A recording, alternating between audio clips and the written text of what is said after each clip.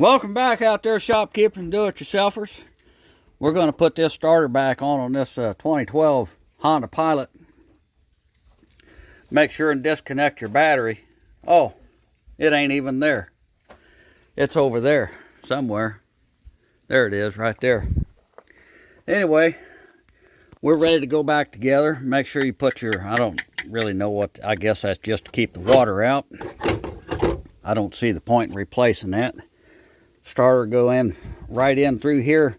Make sure that you don't get too rough and bust that speed sensor on the back of the transmission there. So just gently go in there underneath the radiator hose. You don't have to be gentle on the hose necessarily, just cautious about the sensor. Doing this one-handed is kind of a chore. There it goes. There it's in there. And then the two bolts, two 14mm head bolts, they're the same length. I'm probably going to have to set the phone down so I can start that bolt. I got the bolts in there. I just get them tight. I use a, well, that's going on the bill. Used a couple of adapters and reversed them so I can make a short extension. And come in this way to get to the top bolt behind that EGR tube. And I believe proper torque specs on that are German torque specs. Gudentite. Yeah, I believe Gudentite is the technical torque spec. Okay, that's that one. I'll tighten the other one. Okay, those are tightened back down. I've got the transmission vent tube disconnected off of that vent nipple. I'll bring this harness back around. It is secured by one 10mm head bolt that secures right there in the transmission case. Bring it around underneath the radiator hose.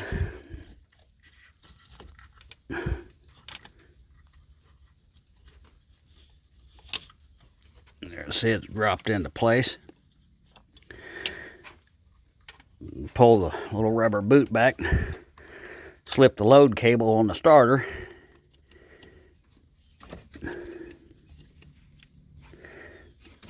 I think it'd probably be easier to do this with that bolt still out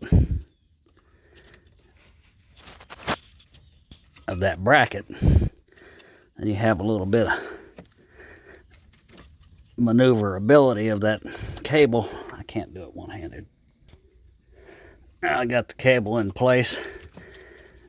And before I tighten it down, I'm going to go ahead and put this bolt in the bracket.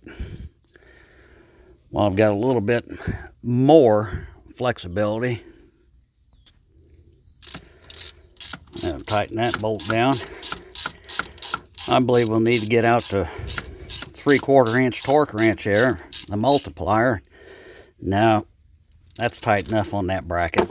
Now we'll get a 12mm bolt or a socket and tighten that nut on the cable.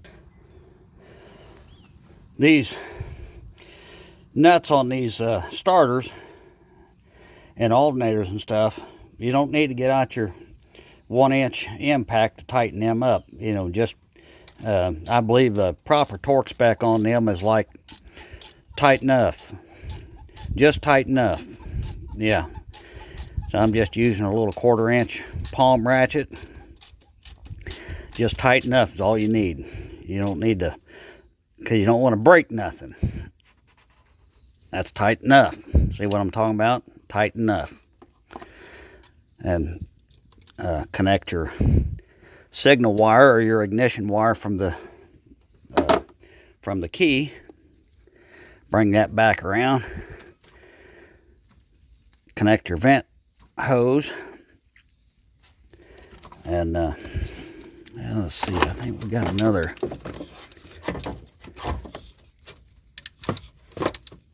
There was another clamp holding that hose. Let me research. Okay, I found it. I knew it was on there. I could see that there was a mark there and there where this went around it. And this little square retainer goes into that bracket right there, into that square spot. And that supports that radiator hose.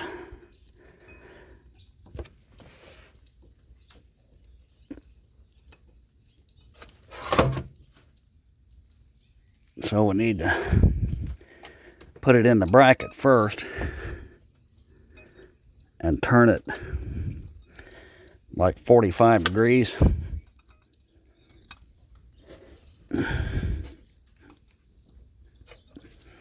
Can't do it one-handed. There we go. Got it locked in place there. Lift the hose up over it. Drop it down into place.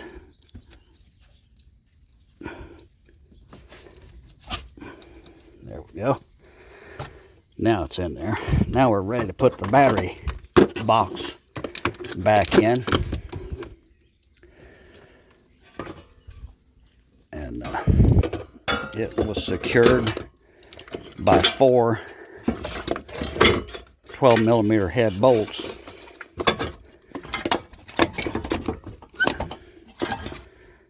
That would have helped if I'd have done this before I set this down in there, but give them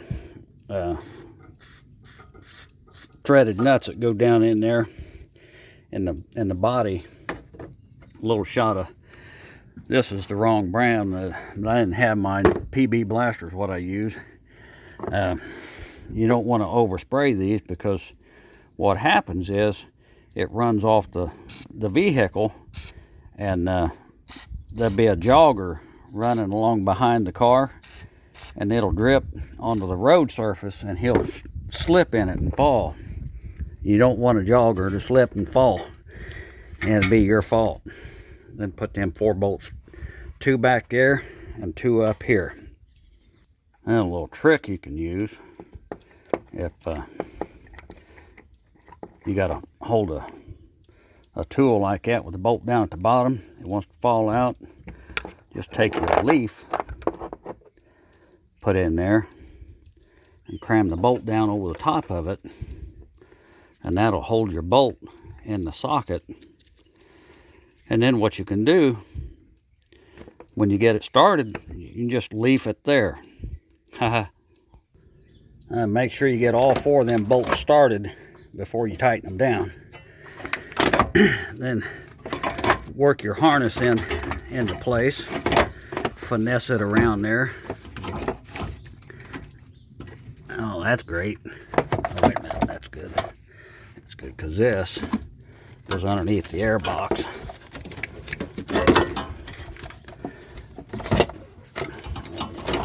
Get that down under there.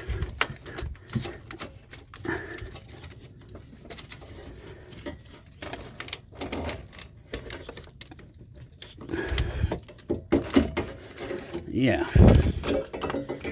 Now we're almost there. And you got your big harness, has got a green lock tab on there, slips onto that and locks on. And your small harness got this black one, slips on there and get it up behind it. There we go.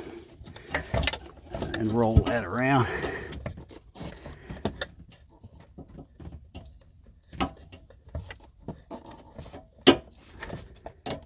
Slip that down on there, and then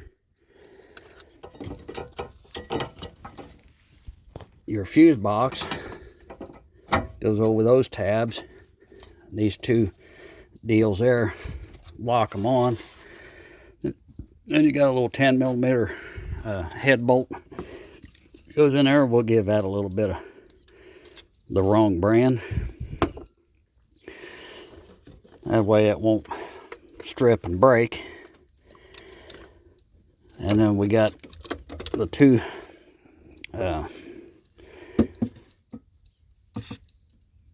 battery.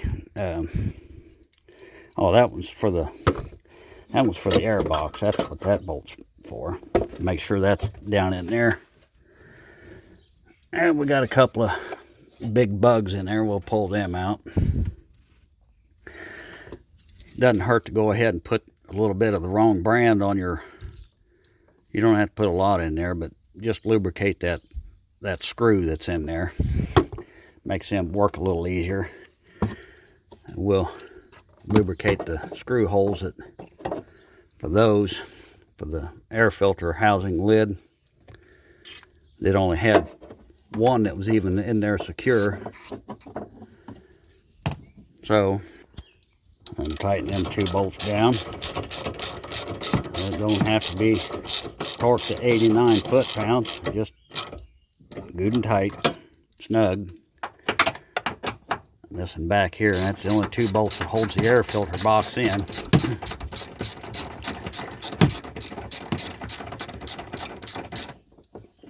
You don't need to watch that. I will set the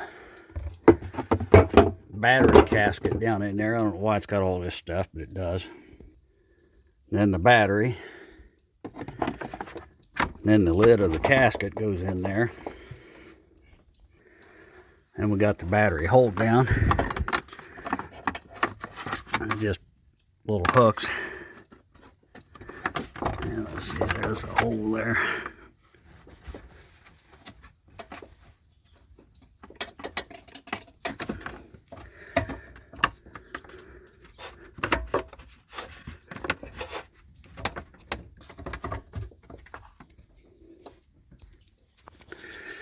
This casket goes in there a certain way. It can't go this way. There's a little dowel sticking down. The hold down bracket wasn't going down far enough, and I knew something wasn't right. That's set right in there. Now then, when you tighten these down, don't get out your 1-inch impact and crank them down. You crush that battery. All you want to do is just hold that battery from moving around. Just snug them up. I'll tighten them tighter than finger tight, but they don't need to be much tighter than that. And just so the battery's secure, put your positive cable on first. And the reason is because your bolt goes that way, and your ratchet will ground out on that strap. You short out and blow up the battery. You ever seen a battery blow up? I haven't seen one blow up, but I've seen the effects of it after it blew up. Crazy. And bring the ground cable around. Put on there.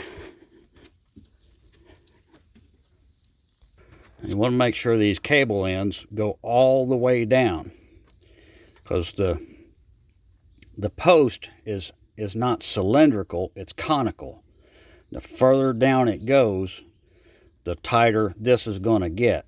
So if it's not all the way down, you crank this all the way down and it still won't really be tight.